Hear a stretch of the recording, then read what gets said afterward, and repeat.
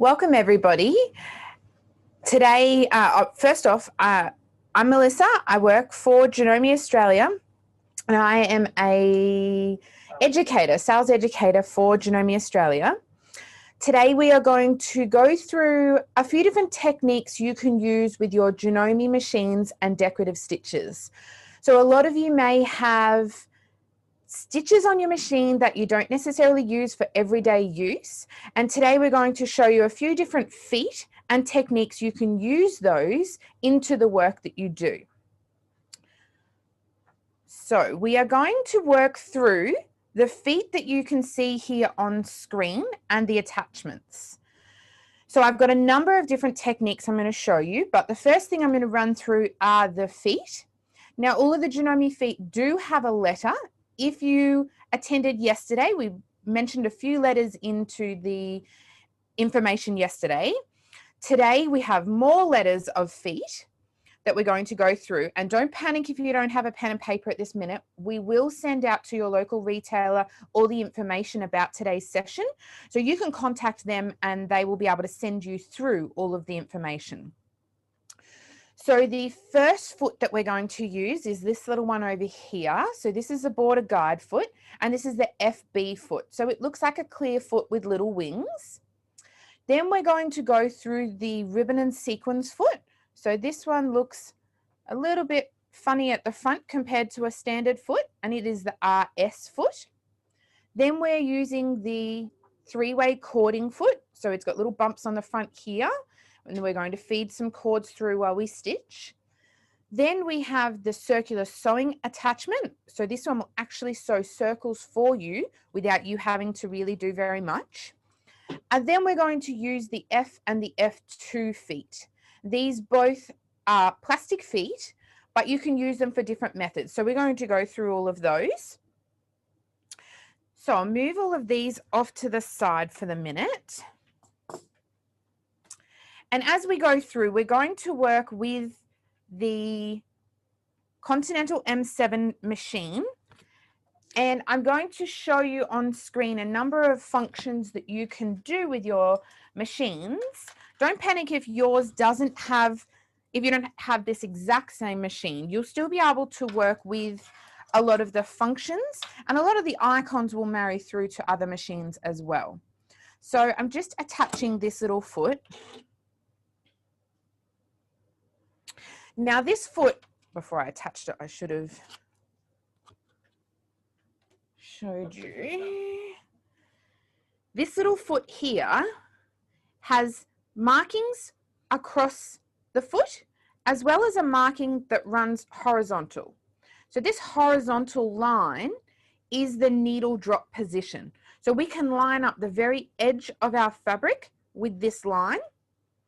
And then we know that we're going to start in the same spot every time. You might have a line marked that you need to start sewing at. It might be a join in a seam, or it might be a marked with a marker. You can line up with this line, and that means your needle drop is going to drop exactly in the position. We then have these markings here, okay, which are at the 9mm or 7mm markings. So this foot is a 9mm foot for the 9mm machine, but if you have a 7mm machine, your markings between here and here will be 7mm, and that is how wide the decorative stitches or the zigzag stitches can go. So we also then in the middle, just trying to get the right light for you, maybe there, right in the middle of the foot here, we have three little red markings, and these ones are left, middle, and right needle drop positions. So if your stitch is going to start on the right, the middle, or the left, you can line up and make sure that it's in line for you. Okay, so let's go ahead. I'll pop that one to the side. And today I am using high contrast thread. So again, you don't need to do the same. Normally you would work with, can you turn the machine lights on? Yeah. Normally you would work with either a match or a contrast thread. For today, I'm working with a definite contrast thread so that we can see, so that you can see where we're going. Okay. So as well as the markings on my foot, I have markings on my needle plate. So this line here, if you take a look at any of your needle plates, there's a line that runs straight through the middle of the hole where the needle goes. That one there is your needle drop marking on the actual needle plate as well. So I'm going to take my fabric, line it up with that marking, and now I've drawn just a line down the center. I'm going to fill this with different stitches, but I've only drawn one line. So if I wanted to fill every width across, I don't need to mark everything. I can just mark my original and then stitch. I don't need to mark this one necessarily, but for today I have, just so that I wasn't guessing. So I'm lining this marking up with my center of the foot. And I'm just going to lower my foot down into position. So you can see, you can just see through here that my fabric is sitting underneath of this red line and it's sitting on top of this needle plate marking line.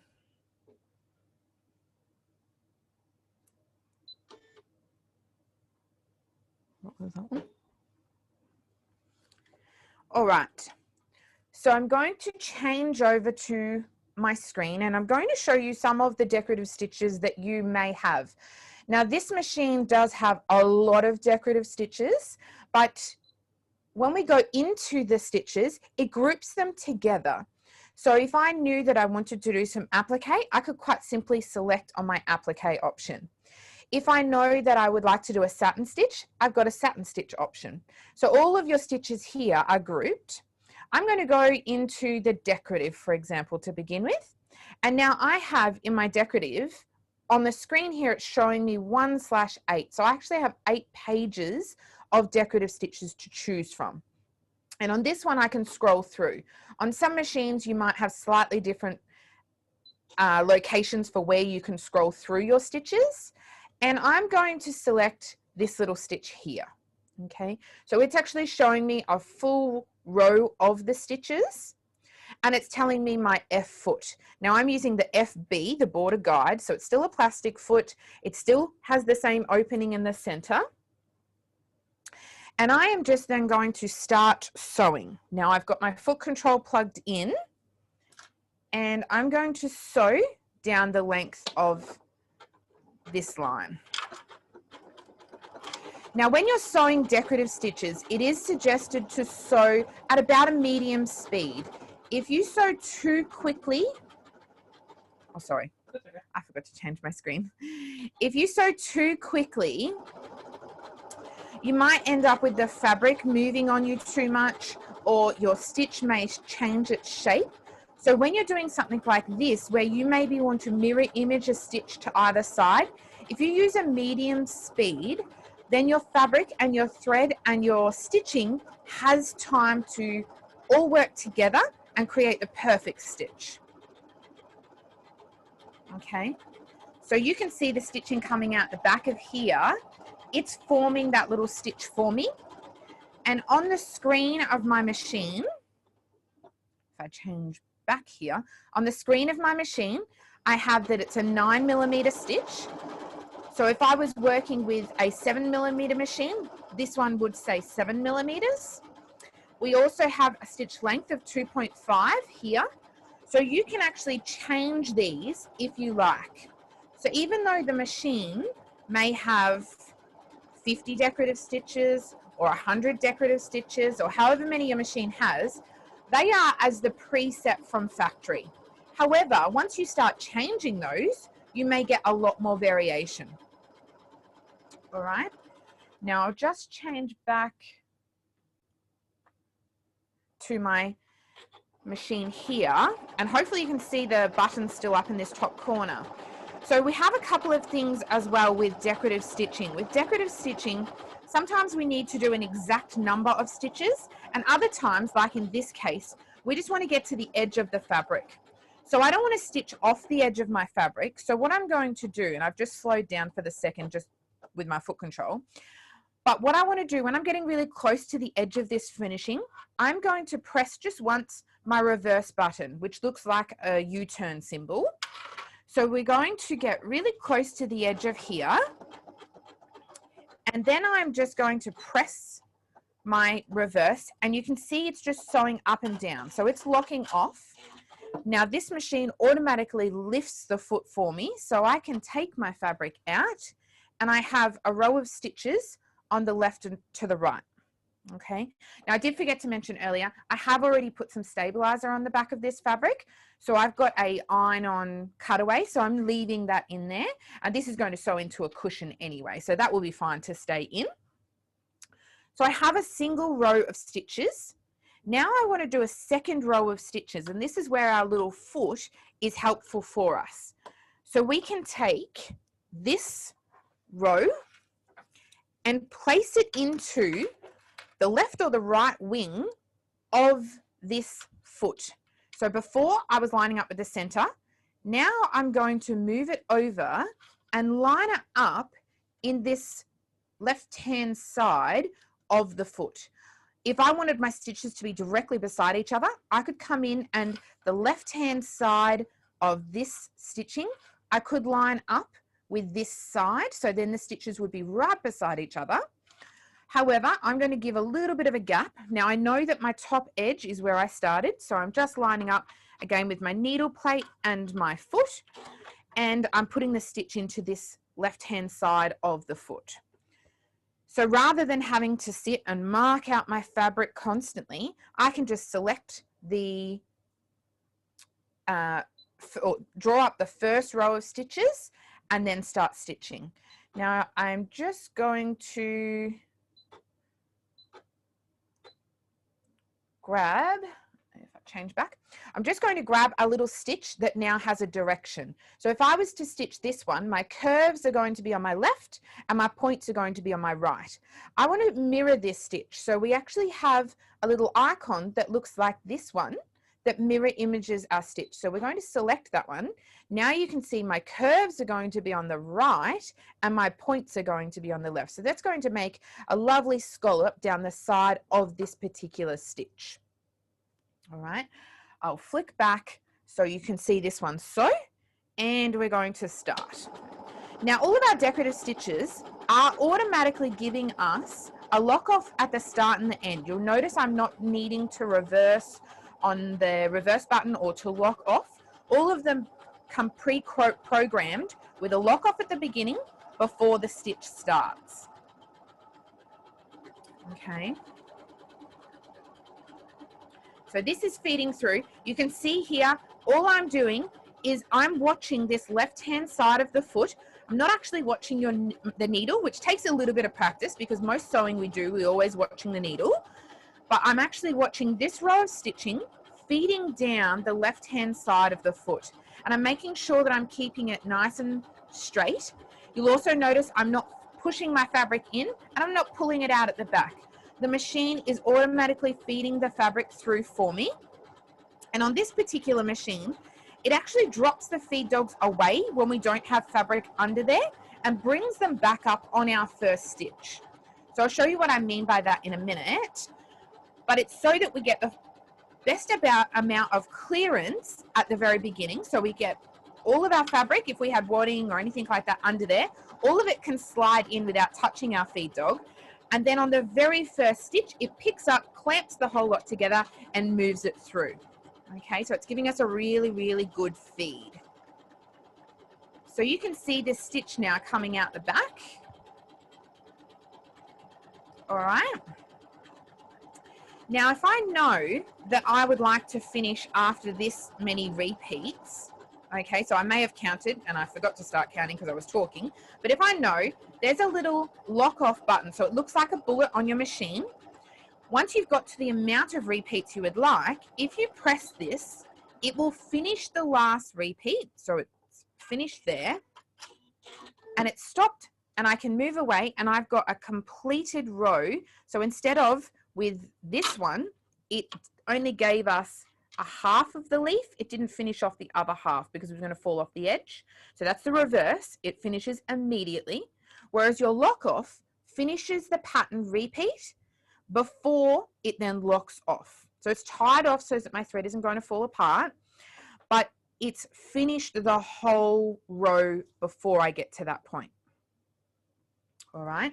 Now I will show you if I take this same row of stitches and I mirror image this design back to standard and I pop it under the opposite side. So this time I'm taking this row of stitches and I'm popping it under the right hand side of my foot. Haven't had a great week with my lefts and rights. You'll learn them eventually. All good. So I've got my stitching now under the right hand side of my foot, and my row that I've just stitched is now out here. I'm lining up again with the same horizontal so that all of my movement's the same, and I've mirrored my stitch back to standard. So now the scallops are going to come down and the pointy scallop is coming in toward the decorative and the curve is on the outside. So we'll just sew a little bit of this so that you can see how easily this foot can be used. Now I use this foot for a lot of different things other than just decorative stitching as well. It's a great foot if you do hems that maybe are deeper than a standard foot. You can line up the folded edge, of course, with these markings and then stitch. If you like to self-bind placemats or little quilts or something like that, you can also use this style of foot to make sure that you're level on your outer edge at the same time that you're stitching in the ditch or to hold that down in place. Now you can see the stitching coming out the back of here. And I'll change over. I've got a third camera here that maybe you can, there we go. You can see the stitch sitting in this side here. And as I'm feeding, the stitch is coming out here. And you can see this gap and this gap right here are the same because I'm using the guides on the foot to feed my stitch through so that it's coming out equal. All right. Now I'm watching a little bit more careful this time so I can finish off on the same number. So remembering to get the same number. What have we got? 1, 2, 3, 4, 5, 6, 7. So we've got 8 little scallops. So when it starts to stitch my 8th scallop, I'm going to select my lock off button. So the lock off button is the little one that looks like a bullet. So what are we at? We're at number 7 here. So it's nearly finished number 7. Once it finishes number 7 and it's on to number 8. All right, so that's just starting number 8. I can press my lock off button. And it's now flashing at me. You might just be able to see the flashing. Once it gets to the end of this stitch, it's automatically stopped for me and finished. And oh, let's push that through to the back. And you can see there, oh, I'm going the wrong direction. You can see there, go backwards. It's given me the scallops on either side. I'm trying to get my fingers right. It's got the scallops on either side and the decorative stitch through the middle. Okay, let's come back to this one. All right. So that's the border guide foot. Now with all of the feet I'm showing you today as well, when you buy the feet, they come on a little backing card like this. And on the back of the backing card, all of the information is there for you. So even though I've just mentioned about the applications the foot can do, you have a lot of other options that your feet can do. And you don't need to necessarily remember. You can look at the instructional sheet that comes with it. Okay. So now let's set up for our ribbon and sequins. So the ribbon and sequins foot looks a little bit, or looks exactly like this, but a little bit like some of the older machines may have had a blind hem foot that had a big white piece on the front. So the ribbon and sequins foot actually has this little gap through the front here, okay, just where my finger is. And you can feed, of course, ribbons and sequins into this point here. It then holds them level and comes out through the middle of the foot here and underneath. All right. So if I take my ribbon. Is there a groove underneath? The foot itself has just little markings. So this is helping to grab at your fabric rather than it being just completely flush underneath of the foot. And this little, so the ribbon comes through this white part, under this metal part here with the first part of the teeth, and then under the stitching. So we'll feed this one in. So I usually cut my ribbon onto a slight angle just to help feed it in. And you do have 3 different locations here that you can feed into. So depending on the width of your ribbon, you have quite a large one at the bottom, then just above it is a medium, and then in this middle, at the very top one here, is a small. So this small one comes out here, and then you tuck it under the metal. Okay, all of those options are listed on the packaging as well. So I like to feed it through my foot just before I put my foot on, and then I can pull the ribbon back. Just makes it a little bit easier to work with. So I'm just going to attach the foot. Now all of the feet, as I have previously mentioned, if you've come to the other days, have a little bar and they just clip down. So they're really easy to attach. And for this one, I'm going to take my piece of fabric and I'm going to place my fabric under the foot and under the ribbon. And I'm just going to use my needle plate markings to line up this time. So on our needle plate itself, we have inches at the back and millimeters at the front. If I flick over to this camera here, you can probably see them. They'll be upside down, but you can see them here. So we've got inches at the back, millimeters at the front. So I'm just going to line up with my 1 inch marking right here. Okay. And I'm going to lower my foot down. Oh, before I do that, I'm just going to pull back on some of that ribbon. I usually like to leave a little bit of a tail of the ribbon on the back of there. Using the same stitch you were using? I'm going to change my stitch, yeah.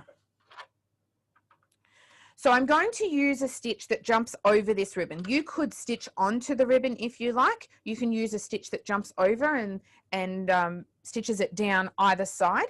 So if I change back to my screen here, I'm going to use a stitch like this one here, okay?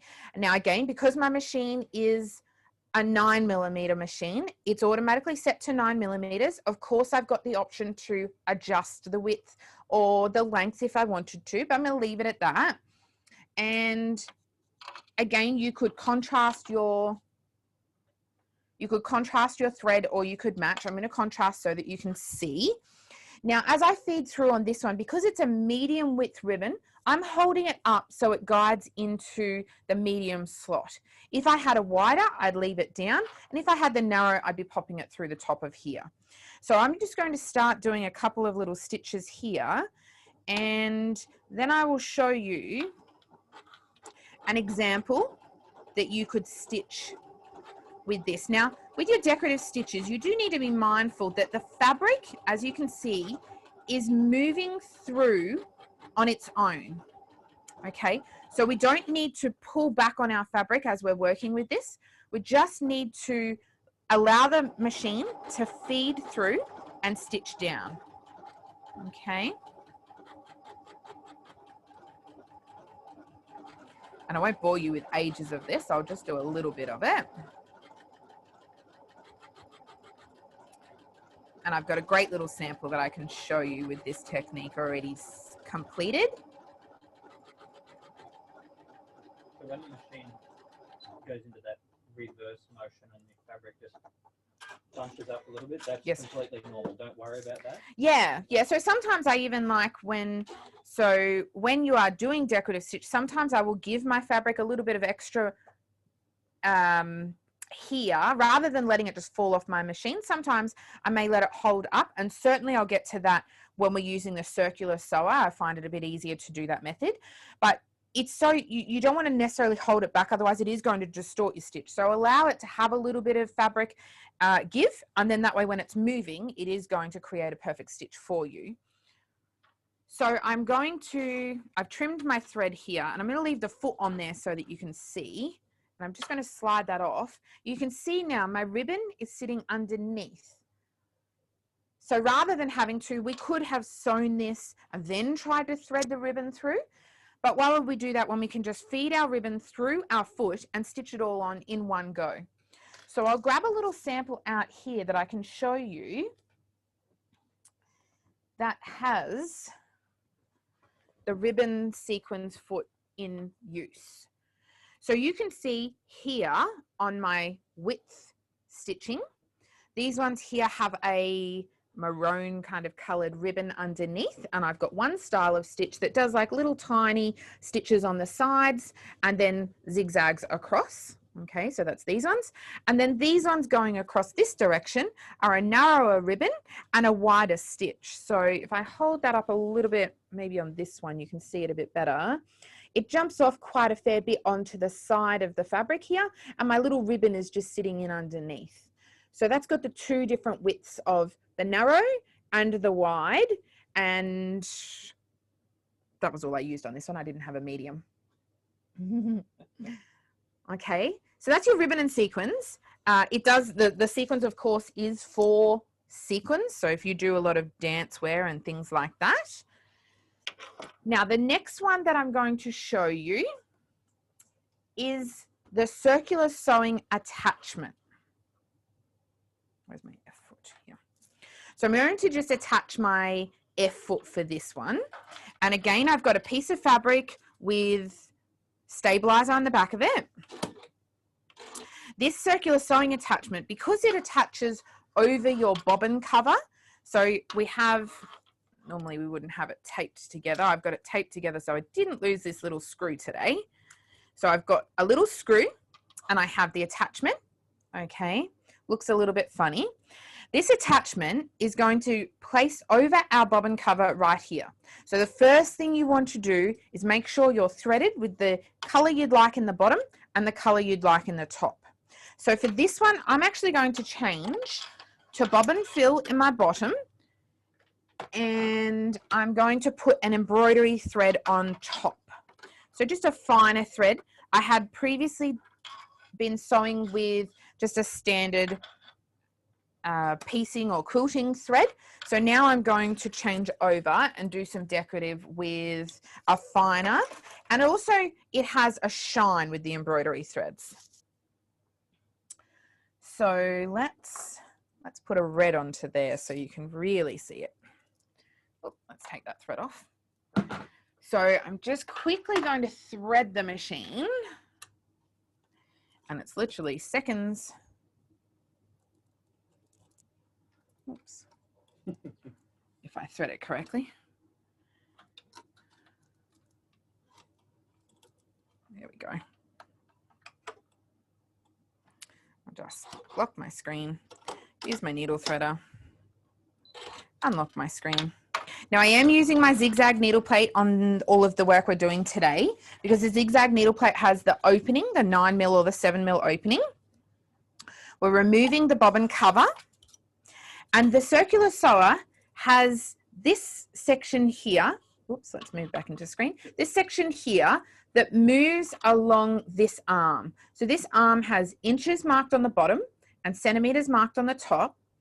And then as we push this little lever here down, this slides across left and right, and we can set to the width, to the diameter we would like of our circle.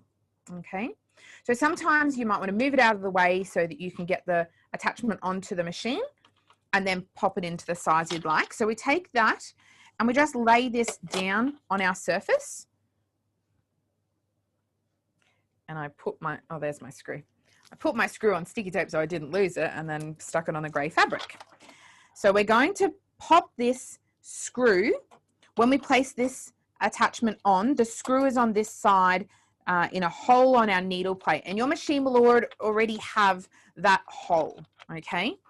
And depending on the model of your machine will depend on what circular sewing attachment you use. So there are a couple of different ones because this part, this bobbin cover part, will change on different people's machines. All right. Now, we take our fabric with our stabilizer, and under this little black plastic part here, when we pop this off, this is a sharp little pin, okay? So when we put this little pin, you need to be careful that you don't catch yourself, okay? So I place my fabric over, and I might just turn this light off for a second so that you can see this a bit better.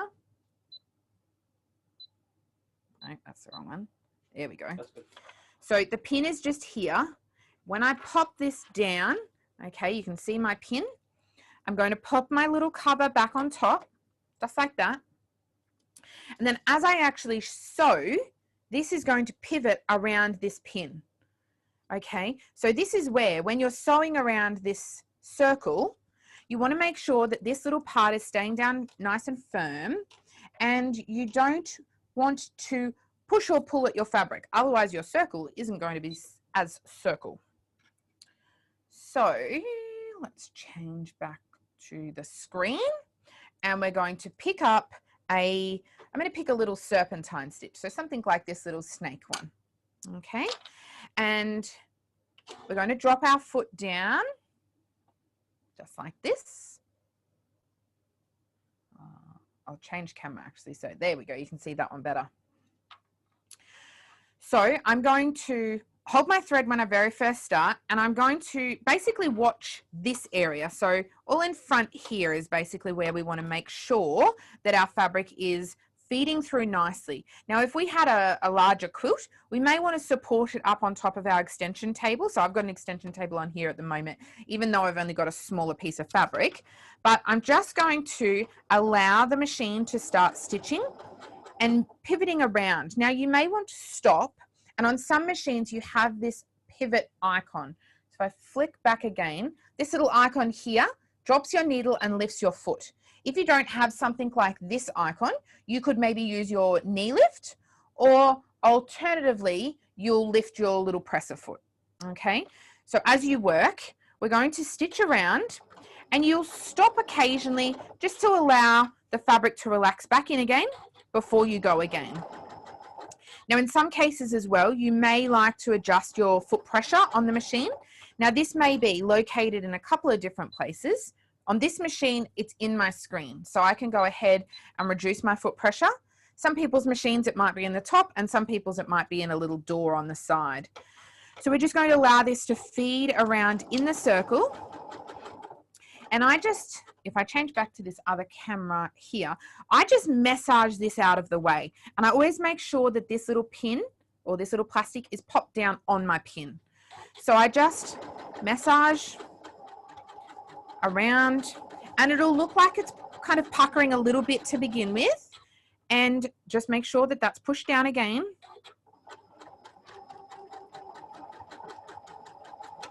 Okay, and you can complete as much of a circle as you like. If you wanted to stop at that point and just have a semicircle on your fabric, that's completely fine as well. You don't need to finish around to a full circle just because it's a circular sewer. So I'm just going to, I picked quite an open stitch so that it stitches a little bit faster.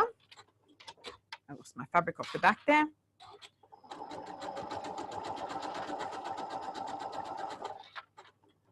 And depending on the stitch, you may need to stop a little bit more regularly. Just going to trim this thread as well now that it's back in front of me here. Like that. All right, so I'm just gently moving that out of the way, allowing the foot to move on my fabric. And then when I get back to my beginning, so my stitches touching each other again, hasn't matched up at the exact point, but that's okay. I'm going to come back across there with a different stitch. So I want it to stop immediately now. I'm going to use my reverse button, press that once, and it's now going to do an immediate lock off. So I'm not going to continue stitching. And I can pick up my pin, pick up my fabric, move the point to somewhere else.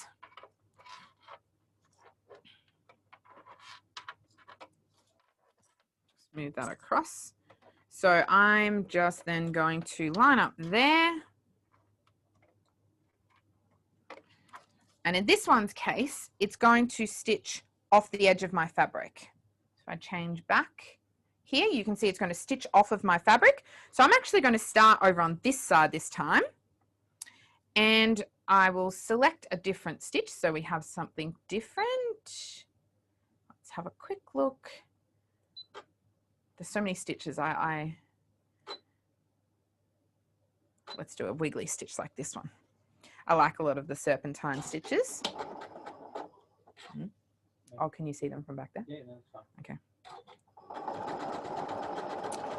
And I'm stitching around again, just stopping as you need to. Now you do want to make sure with this, with the circular sewer, that you have got a stabilizer on the back. So as I said before, you can see there the stabilizer. You've got stabilizer under the back of your fabric.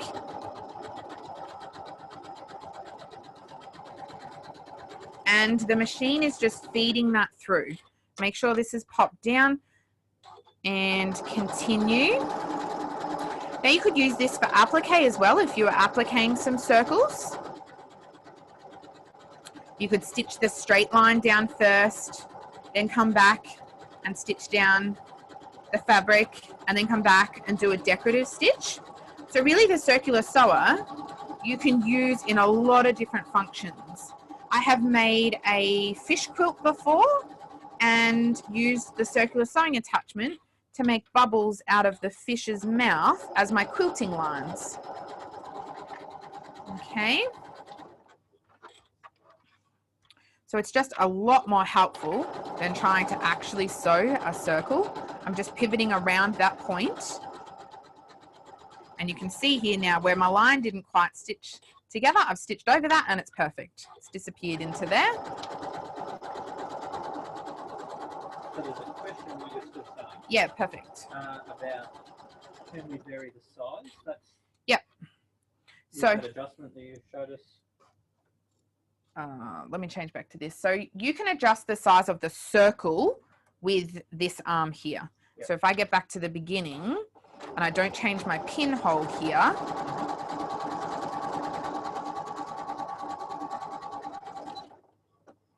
so if I wanted to make this circle then bigger, so I had the same shape but just larger, I would now take this, and I'll just fold this out of the way for you to see. I would now take this, flick this little arm, so this part here, slide this further away and lock that back into position so that my circle would then be, it's roughly about 1.5 inches away from my previously sewn line, and I'd end up with the same. So I'd end up with like concentric circles working its way around. Okay, so that is your circular sewer. It is going to sew circles. Now the next one we have. You're changing over. Yep. Excellent. Good idea. Stuff I can show. So I'm going to change this, and Peter is going to show there. So this is some other work we've done with the circular sewer and a thicker stitch. So this is a quilting thread still, but the stitch stitches over itself multiple times, and it's given us quite a hand-looked work rather than it being just a stitch like I had previously completed. We also have work such as these ones. So all of these, so this is where we set the same center size, and then each time we've just moved it out to create multiple sizes to our circle. We've appliqued a circle, so we've got the fabric, the satin stitch, and then a decorative stitch, and then multiple rows of straight and decorative. Okay. Good. Thank you. Cool. So the next one we're going to work with is our cording foot. And again, it's a clip-on foot. And at the very front of our foot, we have little tiny guides running through there. Now these guides allow us to use thicker thread into the guide, and it will stitch, the machine will stitch over the thread. So I take my long piece of thread, or it could be like a crochet weight thread. Wonderful do some really nice thick threads these days. So I'm taking my first, I've got 3 cords here, taking my first cord, then I'm taking my second cord, and then I'm going to take my third cord. And you could do all 3 in the same, but again, for the visual, I am doing 3 separate colored cords. And you'll notice I've left quite a lot out the back there. That's so that I can easily get the cords in, and then I just pull the cords back towards myself. Sometimes you might choose to also tie these together depending on what you're doing. You could tie them together there. All right, so I'll leave these out the back so you can see them. And I'm going to place my fabric underneath the bottom. And I'm going to use just a triple zigzag stitch. So this one is a fairly common stitch on a lot of machines. So it's usually based in your utility section. And I'm going to adjust mine now out to 9 millimeters. So on my screen, let me flick across to, while Peter looks at that. I'm going to adjust on my screen out to 9. And there's a lot of different stitches you can use, but I like, or out to 7, sorry. I like that with this one, we can use just a common, normally I would use a triple zigzag maybe to attach elastic or something like that. I'm now going to, so you can see my 3 little grooves. My cord is stitched in, placed through my cord grooves and comes out the back, and then the stitch is actually going to stitch just gently over, and the cords are being fed into here. I just hold them slightly off the fabric so that they don't drag, and you can see coming out the back there, the cords have been stitched down, and you can see that high contrast thread. Again, you might choose to do the high contrast thread as a decorative embellishment, or you might choose to match your thread. Okay, and I've got a couple of examples that I can show you of this. Now, once I get to the opposite side, I'm just going to lock off. So I've just popped my reverse and it's locked. Now I'm trimming. Now, of course, I can't pull away with this. So I just need to pull the cords out the back. Now, again, I'm going to leave them attached to the foot so that I can bring it over. Where is my camera? So I've got my cords. You can see the cords coming through the top of the foot. If I flip this foot backwards, you can see that they feed under the bottom, and there's little tiny grooves in there. So they're feeding under these little tiny grooves. That's how they're keeping nice and straight and giving you that finish. Okay, so an example, what do we got on our screen, Peter? It's only on our screen. So an example of using the cording foot with your border guide foot is something like this one. So the cording runs a blue down the center and a brown on either side. And then we have the blue decorative stitches down either side that you can use your border guide foot to create these ones in the same width apart. Okay, so that's another example. As well as, I've got one more here that's got the cording. So it's got the glitzy kind of cord down the center, and then a solid cord on either side with the zigzag stitch going over. Also has circular solder. Okay, so a lot of these decorative feet can be used together to work with. Alrighty, so now I'm going to pop that onto the side. And I'm going to show you, I've got a, oh, where did my sticky tape go? There we go. I'm just going to stick my screw down so I don't lose it. Now going to show you a little bit of work with creating your own stitches from the stitches on the machine. Okay, so creating pattern combinations is what we're going to do. Now this one is a pattern that you will be able to get as a bonus from your retailer after today. So creating all of this and embellishing.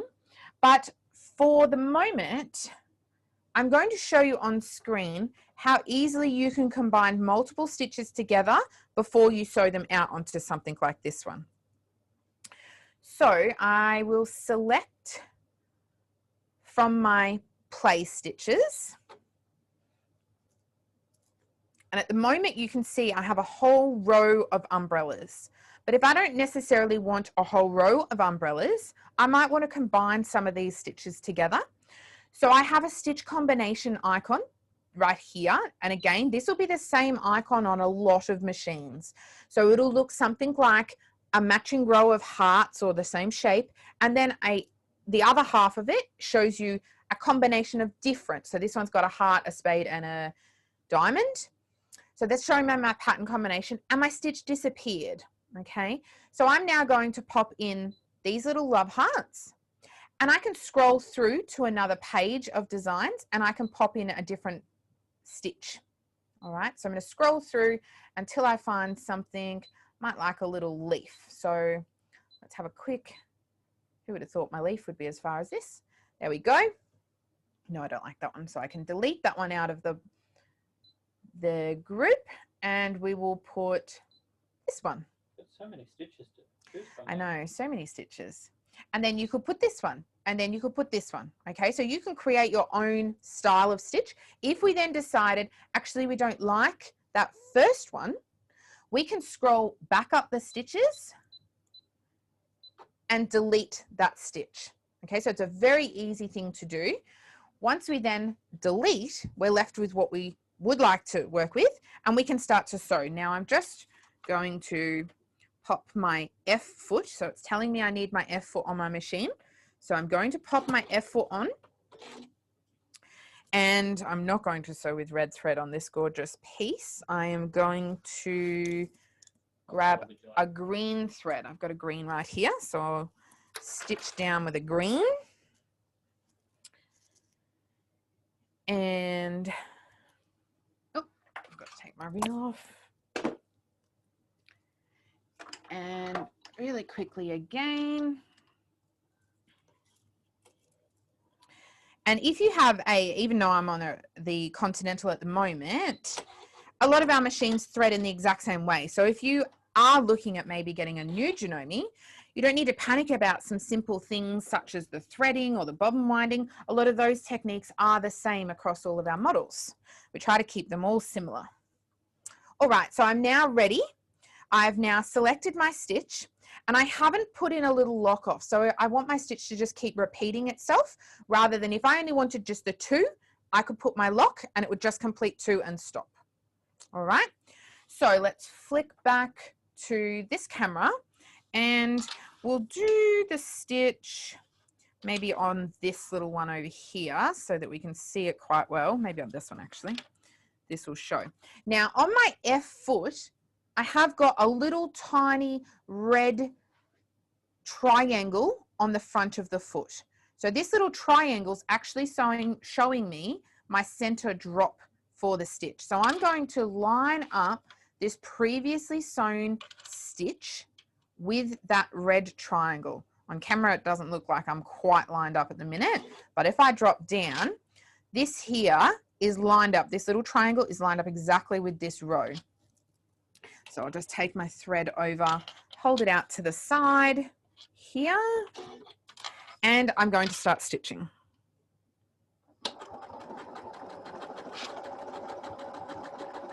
And with this machine, I can feel my feed dogs come up. So when I actually put this fabric, which has a number of layers underneath of there, when I've popped my fabric under, nothing caught, and I was able to just start stitching. It picked up and connected with my fabric and moved straight away. And you can see the stitch coming out. If I change over to number 1, there we go. I can see the stitch coming out. You can see there's large swirls and small swirls. And again, on the end of this stitch, rather than running off the edge of my fabric, I'm just going to do my reverse button just at the very edge and trim. Okay, and there's my little row of stitching. All right. Now, another thing that we also have on our machines that can help with your decorative stitching, or that you may not be aware of how to use, is stitch elongation. So I'll flick back to here and set up for a elongated stitch. Now, an elongated stitch you can use to do a lot of different techniques. I'll set up for a stitch and then I will show you. So we're going to go back into our stitch options. We're going to go into our satin stitching, and we're going to disappear the pattern combination, and I'm going to, at the minute, turn off my complete combination just so that you can see what's going to happen. So I'm going to select just this one little oval shaped satin, and I'm going to go into my adjustments. Now you can see here we have the width, the length. This little one here is a new icon that's showing up in this window, and this one is the elongation. So if I start pressing that, see how I had 4.5 ovals, now I have 3, now I have 2. So I can actually combine these by selecting one and selecting the same stitch again, but going back just on this one and increasing its size. Okay, then I can come back and select, whoops, let me move down.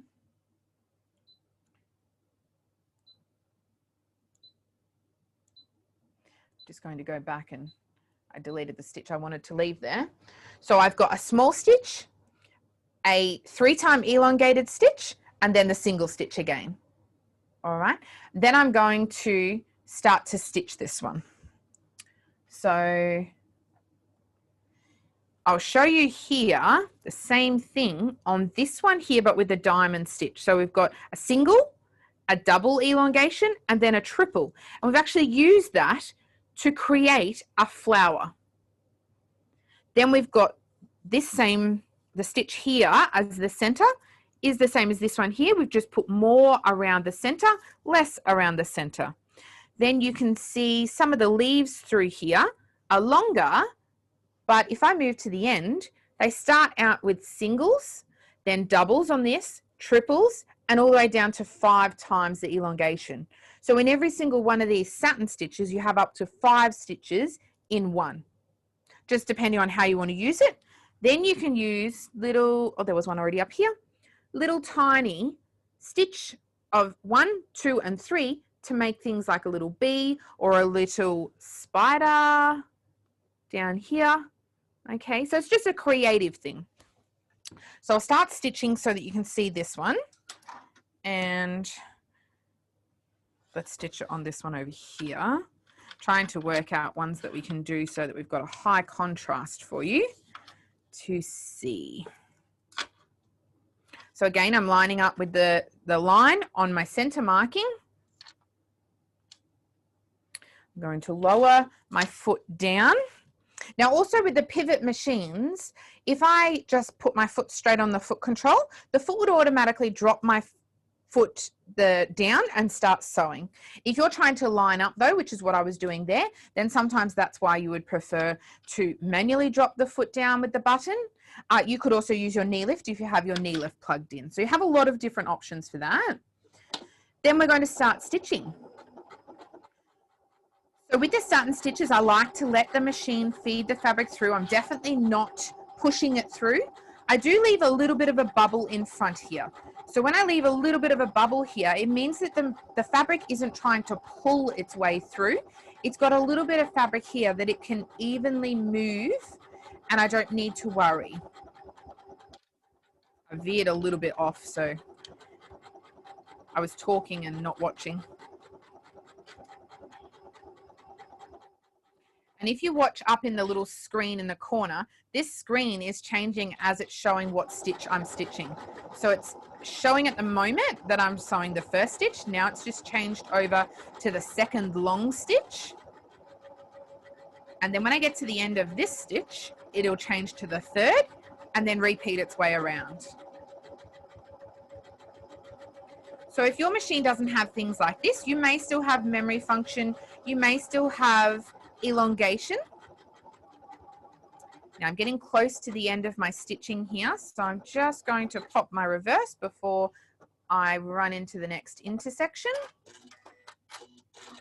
And you can see it's come out the back there. If I slide out, you can see I have the single, the triple, single, single, triple, single, single. All right, so that is your stitch elongation.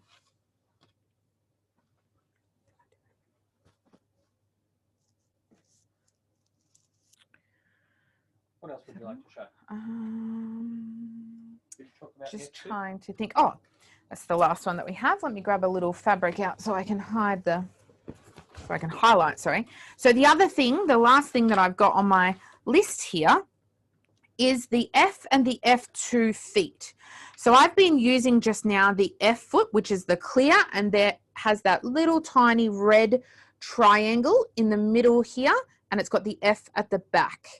The other version to this, which if you're doing things like applique maybe, or if you've marked out particular areas that you want to stitch on, your F2 removes any plastic from the front. So if I hold the two together, both of them have the plastic on the outer, so you can see through the foot quite well. They also both have a little area underneath. So if you have an F foot currently and you have your A foot, turn both of those over and feel underneath, okay?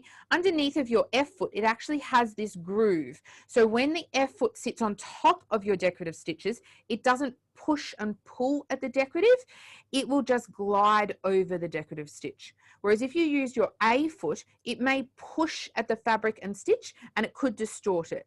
So that's why when you change over to your decorative stitching, your F foot is always suggested. When you're doing standard sewing, maybe piecing together a garment or doing a hem or something like that, your A foot is suggested because then you have most contact with your fabric. Okay, so both the F and the F2 have this lovely little gully that goes underneath so your stitches can glide through, but they have one that is missing the plastic in the front for full visibility and the other just having this one little marking and the plastic there for you. So both of them can do the same things or different things, just depending on your preference. Whoops.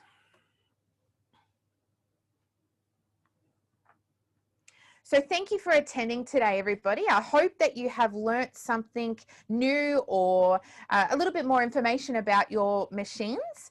And any information that you would like, contact your local retailer about today. We will, as I said, have an information sheet and this lovely project for you that you can get from them. And on behalf of Janome Australia, thank you very much for attending.